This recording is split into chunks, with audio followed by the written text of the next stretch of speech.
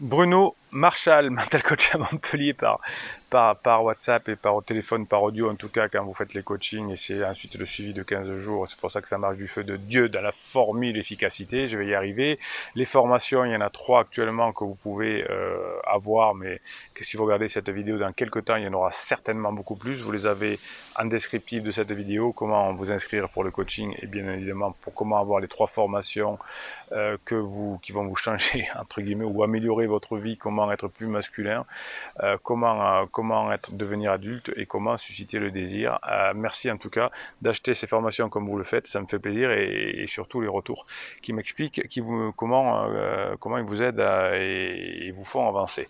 Alors aujourd'hui on va parler d'une forme de relation un petit peu compliquée que j'appelle le narcissisme conversationnel, c'est-à-dire qu'il y a des personnes vont beaucoup parler d'elles, hein, surtout quand elles sont en crise existentielle. Alors quand quelqu'un est en crise, parfois il ne parle pas du tout, s'enferme dans sa chambre, il bougonne, et sinon il va parler de lui, mais pas du tout parler de vous. Et je vais détailler ce phénomène et vous dire un peu ce que l'on peut faire.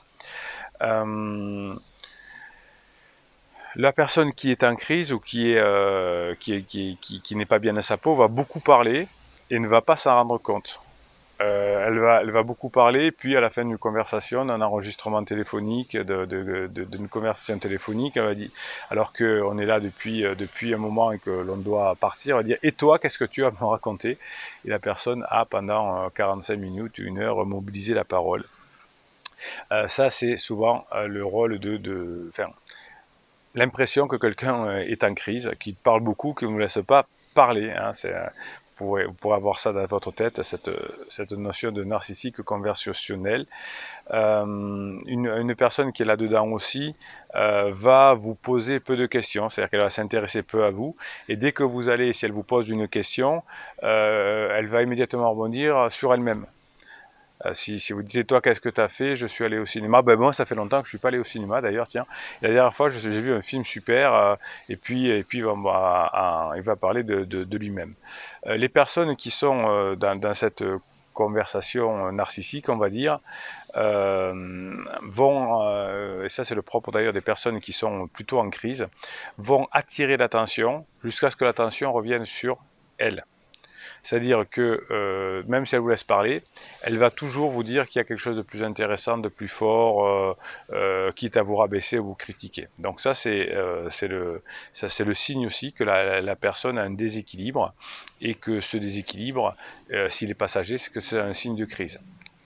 Si vous avez cette personne en face de vous qui a toujours été comme ça veut dire que c'est plutôt un signe de narcissisme, mais sinon c'est que juste un signe de crise parfois. Et cette notion, vous pouvez la retrouver chez vos conjoints ou chez votre patron, ça montre qu'il n'y a pas une grande intelligence sociale, donc une grande souffrance. Les personnes qui sont dans cet état-là, de ce narcissisme conversationnel, vont énormément parler, et vont vous couper lorsque vous allez commencer à parler de façon systématique. Vous verrez que la personne est un petit peu ennuyeuse, est un petit peu en crise, quand vous allez un peu fermer les yeux, parce que à force de parler, la personne va vous endormir. Et vous voyez que vous allez vous assoupir, etc. Et pour la personne en tout cas qui voit que la personne en face s'assoupit ou répond peu, ouais, ouais, ça veut dire que vous parlez trop. Et quand vous parlez et que la personne en face ne répond pas, ça veut dire que vous parlez trop aussi, et donc peut-être vous êtes en crise. Donc vous voyez que quand votre criseux, votre criseuse, la personne qui est en crise ou quelqu'un qui est un peu narcissique, ferme les yeux comme ceci, si vous fermez les yeux, pardon, ben vous allez voir que la personne est certainement en face de vous en crise.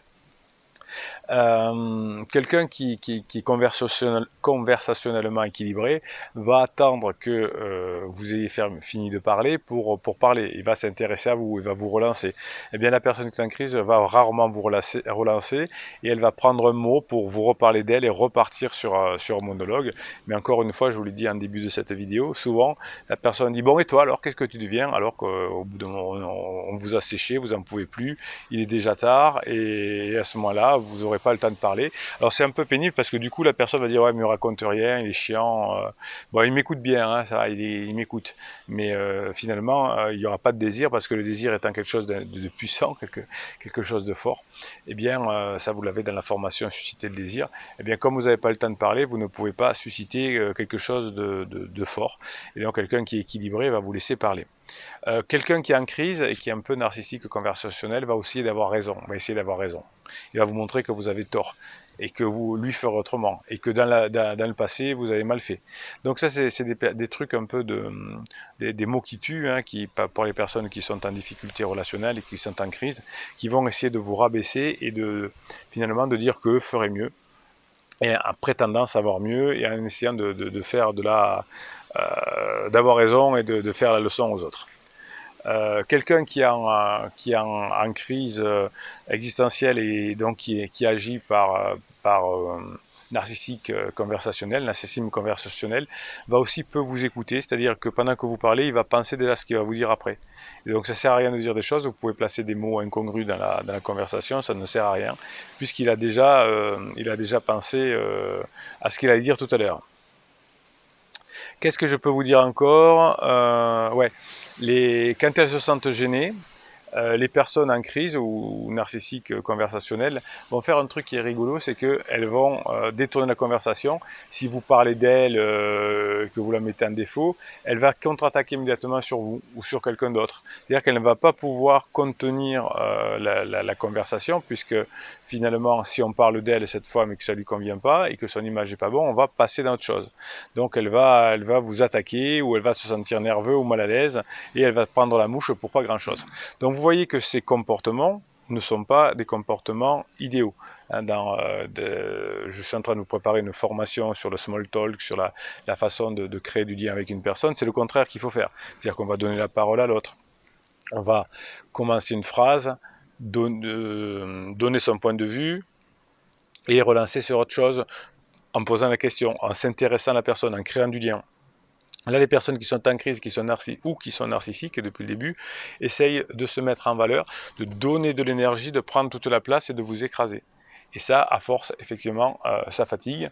Et puis, on peut, au bout d'un moment, ne plus savoir comment faire. D'ailleurs, la personne vous le reprochera en disant « tu ne parles jamais, tu t'en fous de ce que tu dis, etc. etc. » Qu'est-ce que je peux vous dire encore? Je peux vous dire que ces narcissiques conversationnels vont rarement vous faire de compliments. C'est un signe aussi, ils vont plutôt vous faire des reproches. Et donc ça veut dire que soit la personne a toujours été comme ça, soit qu'elle traverse une crise. Et si elle traverse une crise, vous êtes sur la bonne chaîne la bonne chaîne YouTube pour pouvoir discuter, comprendre, vous appuyer sur la communauté bienveillante et positive qui maintenant a l'habitude de ces situations. Et grâce à cette chaîne, on évite beaucoup de séparations qui ne devraient pas l'être. On peut se séparer, bien évidemment. Souvent on me pose la question, est-ce que vous êtes pour ou contre la séparation? Évidemment que la question est mal posée, puisque on ne peut pas répondre comme ça, mais effectivement, parfois on se sépare pour des mauvaises raisons. À la fin les bonnes raisons seraient qu'à la fin de la lune de miel, on s'aperçoit que lorsqu'on voit l'autre comme il est, ne nous intéresse pas du tout. C'est une bonne raison, on ne peut pas vivre avec quelqu'un comme ça. Ou la personne a beaucoup changé, on vit depuis longtemps et devient violente tout à coup. Et donc là, il faut évidemment mettre fin à la relation après avoir donné des coups de semonce, en tout cas avoir prévenu une fois ou deux, et ensuite effectivement c'est les bonnes raisons. Quand il y a l'un des deux qui est en crise, c'est plutôt la crise existentielle, c'est plutôt quelque chose de normal qui existe depuis la nuit des cavernes. Ça c'est une private joke entre nous, entre membres de la communauté, la nuit des cavernes. Hein. Voilà, c'est des petites choses qui nous relient. Hein. Dans une communauté, comme dans un couple, on doit avoir des private jokes. La nuit des cavernes, c'est pas mal aussi, ça me plaît bien. Et donc, depuis la nuit des temps, effectivement, tout le monde traverse des crises. Et c'est pas une raison, ça, c'est pas la bonne raison pour se séparer, parce qu'au moment où on est en crise, on croit qu'on n'aime plus l'autre. On est bizarre, on a un comportement bizarre, mais ce n'est que passager. Hein, si vous interrogez des couples qui ont 50 ans ou 60 ans de vie commune, ils vous diront tous ou la très grande majorité, oui, à un moment donné, ça allait mal entre nous, il ou elle peut-être même m'a trompé, on a cru qu'on allait se séparer, et puis finalement c'est rentré dans l'ordre, on est très content. Et bien on s'aperçoit que si on essaie de creuser, ils ne se rendent plus compte du temps, parce que sur 50 ou 60 ans, 1 ou 2 ou 3 ans, c'est pas beaucoup. Mais parfois ça a été très long, hein. Pendant 2-3 ans c'était compliqué, et puis on est revenu ensemble, on est très, très, très heureux aujourd'hui. Donc ça c'est le passage normal, obligé d'un couple. Aujourd'hui on est un peu, voilà, on n'a pas la société qui nous protège, heureusement qu'il y a cette chaîne et cette communauté qui vous protège, sinon effectivement on serait vite mal conseillé par des amis, des parents ou des thérapeutes ou des psys qui ne sont pas formés sur ce genre de choses. Voilà. Donc si vous pensez que votre conjoint ou votre patron est dans la perversion narcissique de la conversation, non, la conversation narcissique, eh bien mettez-nous quelques exemples, racontez-nous des histoires là, en commentaire rapidement, parce que ça va nous nourrir et on va vous répondre, on va vous aider là-dessus. Donc ça c'est les commentaires. N'oubliez pas les 3 formations qui sont actuellement en vente au moment où je crée cette vidéo, et c'est aussi là dans le descriptif. Elles vont vous changer votre vie, hein. C'est 2 à 3 heures de formation qui vous aide beaucoup. Si vous êtes généreux, mettez un pouce en l'air pour que YouTube puisse proposer cette vidéo à plein de personnes qui en auront besoin et qui comprendront le phénomène de conversation narcissique. Ce sera peut-être quelque chose qui va les aider. Abonnez-vous à cette chaîne, car vous aurez des posts qui vous sont réservés chaque jour, et puis un private joke qui nous lie aussi ici, cette communauté bienveillante et positive. Si vous arrivez sur cette chaîne, vous êtes bienvenue, vous écrivez un commentaire, on vous répond, on est tous ensemble, et on a un private joke dans cette chaîne, c'est Bruno Marchal, il vous dit à très bientôt.